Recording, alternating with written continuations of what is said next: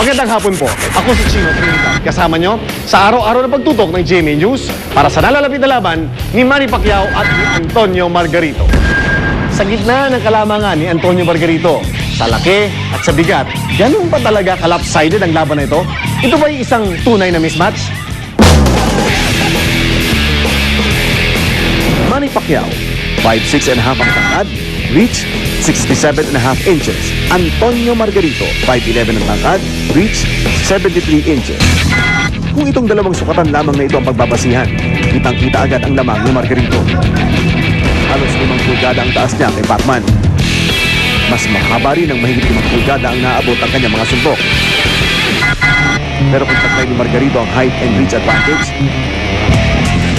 si Pacquiao, pinaniniwalaan pa rin dadalhin ang kanyang malaalam at mabilis sa laban. And Manny's a good fighter. Like you said, size versus speed, and if he knows how to use his size properly, he can stop speed.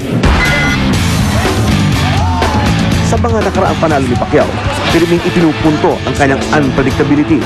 Sa bilis kasi ng galaw niya, di raw nakikita ng kanyang kalaban kung saan direksyon at anggulo ng gagaling ang mga suntok. Si Pacquiao na nagsimula sa light flyweight division na may 106-pound limit, ilang beses nang pumahit ng timbang hanggang marating ang light welterweight division kung saan nagtagpo sila ng British boxer na si Ricky Hatton. At ngayon, makikipagsagupa sa pinakamabigat niyang kalaban sa buo niyang karera. Ang bakbakan nila ni Margarito ay tinakda sa catchweight na 151 pounds. Kinakabahan pa rin ako. Kasi, I have not seen Manny really take a heavy punch against the bigger fighters. Kasi hindi tinatamaan. Good. Diba?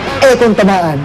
At dahil palaki ng palaki ang mga sinasagupa ni Pacquiao, minabuti ng kanyang kampo na magdagdag siya ng timbang. Sa ganitong paraan, madadagdagan din ang lakas at puwersa ng kanyang mga suntok. Kaya naman hindi pinoproblema ng pambansang kamo ang pagdidieta. Hindi ko makaya mo hindi kumain, binubugbog. Ang posibleng taktika ng Team Pacquiao magpakawala ng matitinding body shots. Sa kabilang dako, itinuturing na isa sa best-kept asset ni Margarito ang matibay ng panga. The big chance of Tony Margarito is attack Manny for the first bell to another bell in 12 rounds. Ipinakita ni Manny Pacquiao at Antonio Margarito ang kondisyon ng kanilang mga katawan sa public workout kanina sa Gaylord, Texas.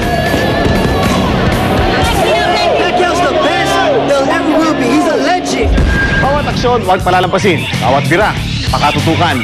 4 na tulog na lang po at sama-sama natin masasaksihan ang Pacquiao kontra Margarito para sa World Super Welterweight Championship. Ako po si Chino Trinidad. Hanggang bukas mong muli, ito ang Pacquiao Margarito Daily Bulletin.